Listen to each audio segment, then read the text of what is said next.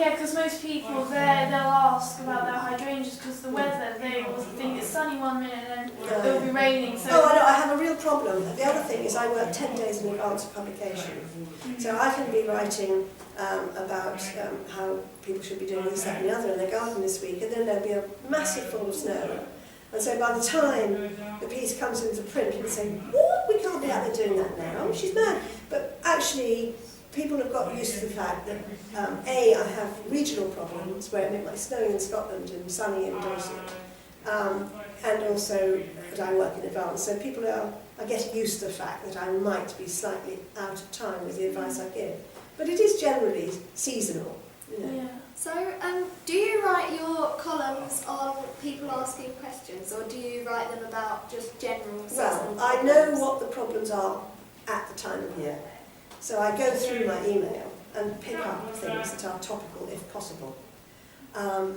Sometimes I write pieces about that are not topical, and I always put something at the end like, tear out and keep this piece stuck on, stick it on the fridge with a magnet because you'll need it in July.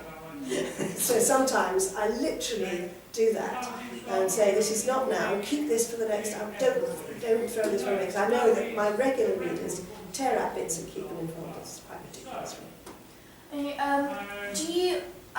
Do you have your own garden, you work in it like... Yes, and that's what gives me actually inspirations, because one part of my weekly column is a little tiny bit down the side which is weekly tips, and I use my own garden as inspiration for that. I go out grubbing around doing stuff, and I can say, oh, that must remind tell readers to do that. But yes, I am basically just a hobby gardener, just an untrained, passionate gardener who just got into the communications thing quite by mistake, really. And it sort of took off. I mean, I'm just really fortunate. I mean, I'm now 66, and every year I think they're going to cancel my contract or something. And I think, you know, some young thing will come up and make my job. Actually, it's a bit of a time, my job. Most gardeners don't want to be sitting in front of a computer reading emails. You know, maybe I'm safer than I think. I'm very candid. Have you ever had an interview like this before? I've been interviewed when I write books, and I've been interviewed a couple of times on radio. In Tunbridge Wells, you go into a little room and put headphones on and talk to a microphone to somebody in Cambridgeshire or Glasgow, asking you questions a bit like this. But no, I have not done an interview. Oh, I think I did one for Gardener's World once. But no, I haven't done an interview. Do you like them? Oh. It'd be a very, very stupid person who would say that they didn't like talking about themselves. You know, I mean... Who doesn't like it? Who doesn't? You know, someone interested in you? Yeah, I'm there. Have you ever considered about writing another column for anything else? Or I can't. I'm under contract to Telegraph. I can't do another letters page or information page. That's part of my deal with Telegraph.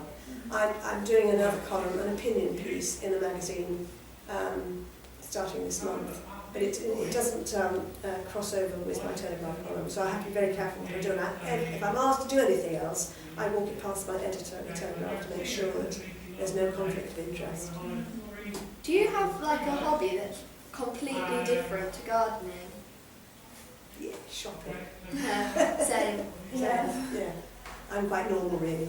I like cooking, but I never learned there's not many people to cook for.